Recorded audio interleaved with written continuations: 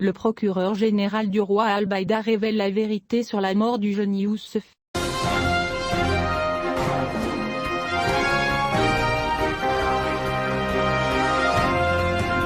Suite aux investigations ordonnées par le parquet pour enquêter sur l'affaire du meurtre du jeune Youssef dans le quartier Mohammadi de Casablanca, et à l'intervention du directeur général de la Sûreté nationale afin d'approfondir les recherches, le procureur de la République du Roi a conclu que la mort de la victime résulte d'un accident survenu suite à une tentative de l'éviter par le policier, qui lui a ordonné de se lever, et que les agents de sécurité ne font pas, ils sont liés à l'accident qui a causé sa mort. La mère de la victime avait exigé de révéler la vérité sur la mort de son fils, le partisan Rajoui, après que la nouvelle se soit répandue qu'un policier était impliqué dans sa mort après l'avoir poursuivi à moto. Dans un communiqué, le procureur de la République près la cour d'appel de Casablanca a annoncé qu'à la suite de ce qui a circulé sur certaines plateformes de réseaux sociaux et sites internet, concernant la mise en cause des circonstances de la mort d'un jeune homme dans un accident de moto et la blessure de ses compagnons le 8 septembre 2021 au niveau de la gare Aliyata 1 Seba, quartier Mohammadi de Casablanca, ce ministère public a ordonné au chef du département d'État de la police judiciaire de Casablanca de procéder à une enquête dont le résultat a conclu qu'il s'agissait d'une collision spontanée entre le motocycliste et le policier cycliste, qui a donné un signal clair avec les mains de s'arrêter après qu'il soit descendu de sa moto fonctionnelle, alors qu'il portait son uniforme habituel. Le rapport a confirmé que le motard a continué à marcher dans sa direction à grande vitesse, le heurtant sur le côté droit, le suivant sur plusieurs mètres, jusqu'à ce que son compagnon heurte la barrière de fer qui se trouvait devant eux sur le tramway et tombe au sol, entraînant la mort du motocycliste et les blessures de son compagnon et du policier. Le rapport ajoute qu'afin d'approfondir la recherche sur les circonstances de l'incident et de clarifier la vérité sur l'affaire, cette commission du ministère public a chargé la Division nationale de la police judiciaire d'approfondir les recherches sur ce qui précède, dont le résultat a conclu ce qui suit. 1. Le processus de repérage de la patrouille motard, constitué de 3 éléments de sécurité en uniforme, par leur vélo fonctionnel, au motard et ses accompagnateurs, s'est déroulé dans le cadre de l'accomplissement de son travail normal dans le cadre de sa compétence territoriale dans la sécurité d'un Seba, le quartier Mohammadi, qui se manifeste par la sécurisation et la surveillance de divers comportements criminels et la vérification de leur occurrence et l'arrestation de leurs auteurs. Lorsque la patrouille cycliste mentionnée à la date de l'accident le 09/08/21 a examiné la conduite du motard en violation des règles de circulation et de jogging, sans port de casque de protection et l'accompagnant carénage, la plaque métallique et la numérotation légale, et il roule à une vitesse excessive qui ne convient pas et classe ce type de moto d'une manière qui confirme que sa force fiscale et sa vitesse ont été modifiées puis ont rapidement augmenté en vitesse après avoir regardé les coureurs patrouiller. 2. Que le motocycliste n'a pas respecté l'ordre de la patrouille des cyclistes de s'arrêter, afin que le contrôle de sécurité nécessaire puisse être effectué dans de tels cas,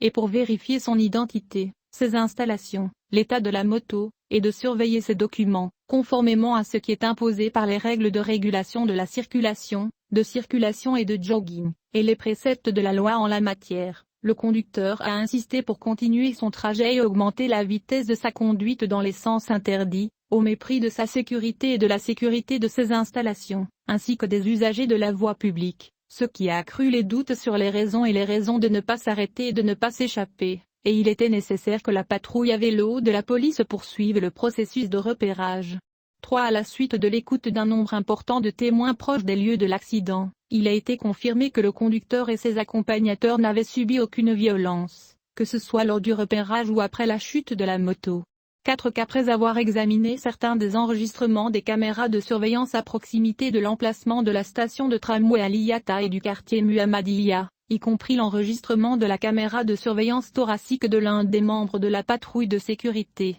ainsi qu'un enregistrement qui a été trouvé par un témoin travaillant en tant qu'usager de la même station. Le tramway précité a permis de prouver que le conducteur et son accompagnateur n'avaient pas été poussés, frappés à coups de pied, ni battus, ni violents de quelque nature que ce soit pendant le traçage ou après la chute de la moto. 5. Que selon ces données, il est devenu clair que l'affaire était liée à une collision accidentelle survenue au motocycliste, alors qu'il tentait de dévier de son vélo du côté gauche, pour éviter le policier cycliste, qui à ce moment-là est descendu de sa moto fonctionnelle et est descendu sur la voie piétonne de la station de tramway en sens inverse de la moto qui roulait. Elle roule très vite dans la même voie interdite aux motos, et un policier cycliste la suit par derrière. Il leva les deux mains en signe d'arrêt, mais il continua son allure à la même vitesse pour heurter violemment le policier cycliste susmentionné au niveau de son épaule droite, puis s'écrasa directement quelques mètres plus loin dans le poteau électrique de la compagnie de tramway, ce qui lui a valu d'être grièvement blessé, ce qui a été une cause directe de sa mort bien qu'il ait été secouru et que son compagnon ait subi des fractures, et le policier, Al-Daraji, a eu une fissure à l'épaule droite, à la suite de laquelle il a obtenu un certificat médical pour une période d'incapacité temporaire de 40 jours. Si c'est le résultat de l'autopsie médicale pratiquée sur le cadavre du motocycliste par le médecin légiste a conclu que les blessures qu'il a subies restent compatibles avec la chute de la moto, sans que le même rapport ne contienne aucune indication de la présence de traces de violence. Les allégations qui ont circulé concernant le pistage du motocycliste par une voiture civile conduite par deux agents de sécurité, contredisent la réalité, à travers le témoignage de l'escorte du motocycliste lui-même, qui a nié cela. 8. Ce qui a été prouvé selon des preuves scientifiques et techniques, à travers le résultat du positionnement géographique des appels téléphoniques du préfet de police et de son escorte, l'animateur de police, qui a confirmé qu'il n'était pas présent au volant d'une voiture Dacia Duster, tout au long de la piste routière connue du processus de repérage du motocycliste et de son escorte par une patrouille l'escouade des cyclistes du secteur de sécurité d'Insoba, quartier Al-Muhammadi, et c'est lui qui a prévenu la salle des transports à 16h20 pour accélérer la venue de l'ambulance 9 qu'en se référant au relevé des notifications reçues par la salle des transports locaux du quartier Insoba Al-Muhammadi. Il a été constaté qu'il y avait une notification de l'un des membres de la patrouille de Darjin, que l'accident s'est produit à 16h15 dans l'après-midi du 9 août 2021,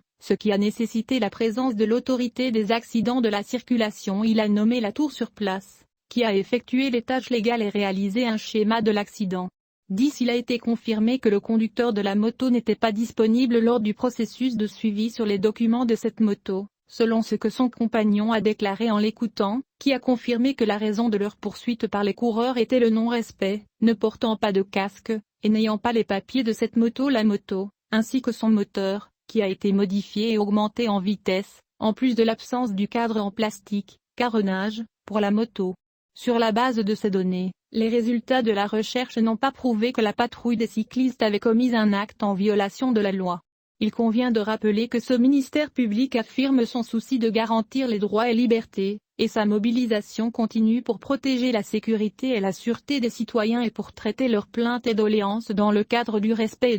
des contrôles et de la souveraineté de la loi, sa bonne application et assurer l'égalité devant elle.